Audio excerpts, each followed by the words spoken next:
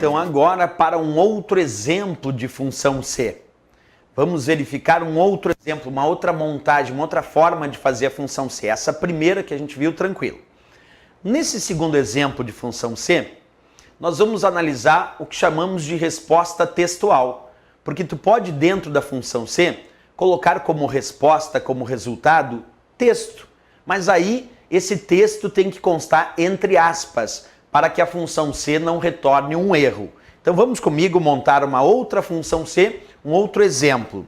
Acompanha passo a passo. Igual SE, abre parênteses, e agora eu vou colocar A1, menor, maior, B1, ponto e vírgula, entre aspas, eu vou colocar mouse.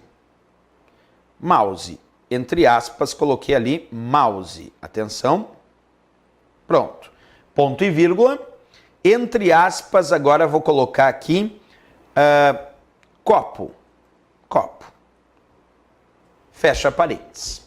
Vamos observar agora atentamente este exemplo que eu montei de função C.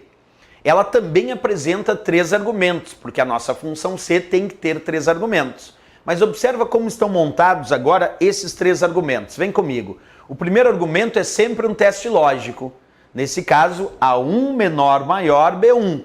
Professor, o que significa esse menor maior? Aí que está, esse sinal menor seguido no sinal maior significa diferente, diferença. Então a leitura desse teste lógico que está no primeiro argumento da nossa função C é A1 é diferente de B1.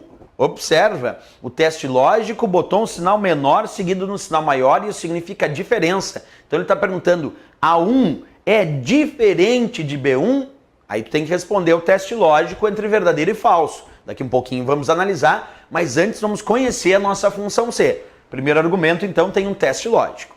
No segundo argumento da função C, tem a palavra mouse entre aspas. E no terceiro argumento, tem a palavra copo entre aspas. Nós temos que lembrar que o segundo argumento é a resposta se o teste lógico for verdadeiro. E no terceiro argumento é a resposta se o teste lógico for falso. Perfeito. Agora só um cuidado. Se tu botar dentro do segundo argumento uma resposta textual, quer dizer, não é um cálculo, tu quer como resposta texto, coloca esse texto que tu deseja como resposta entre aspas. Porque se tu não colocar mouse aqui entre aspas, a função C vai retornar um erro. Então, se tu quer que a resposta seja um texto qualquer, eu botei aqui mouse, e não importa porque eu botei mouse, eu só botei por botar. Mas é isso, botei entre aspas, mouse, porque eu quero como resposta, se o teste lógico for verdadeiro, que ele responda mouse. E aí a resposta será mouse, entre aspas, se o teste lógico for verdadeiro. Agora, se o teste lógico for falso, daí tu tem que responder o que está no terceiro argumento. E nesse terceiro argumento eu botei copo, entre aspas. Então ficou assim, se o teste lógico for verdadeiro, eu vou responder mouse. Se o teste lógico for falso, eu vou responder copo. Isso porque o primeiro argumento é o teste lógico, segundo argumento a resposta se o teste lógico for verdadeiro e o terceiro argumento a resposta se o teste lógico for falso. Essa é a forma de resolver a nossa função C. Perfeito. Agora vamos à resposta então, analisando precisamente esse teste lógico. A1 é diferente de B1? Verdadeiro ou falso? A1 é diferente de B1? Vamos verificar. A1 vale 500, coluna A, linha 1. A1 vale 500. B1 vale 600. B1 vale 600. Então ele está perguntando, 500 é diferente de 600?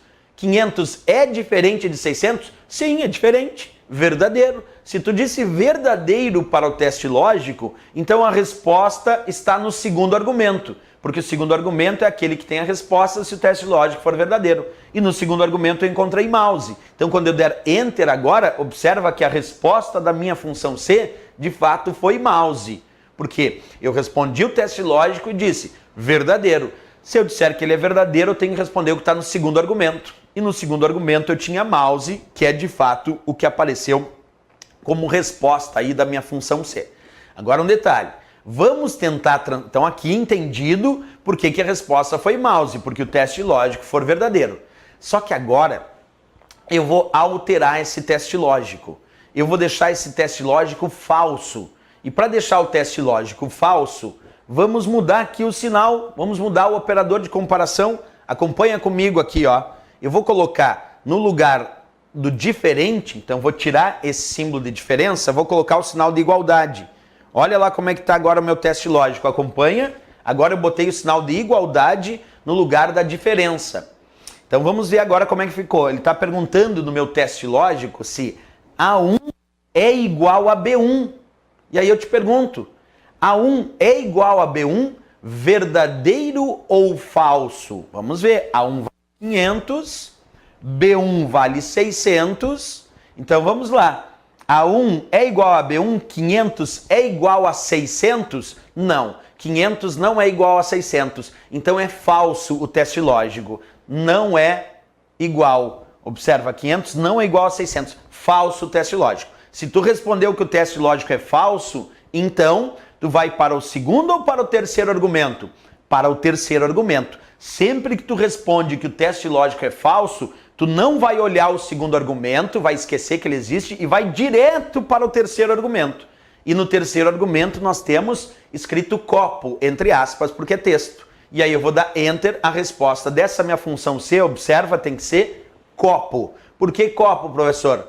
Porque eu considerei o teste lógico falso. E quando eu falo que o teste lógico é falso, eu tenho que ir para o terceiro argumento. E lá no terceiro argumento, como vocês podem observar, tinha a palavra copo. Por isso que quando eu dei enter e confirmei a função C, a resposta foi copo.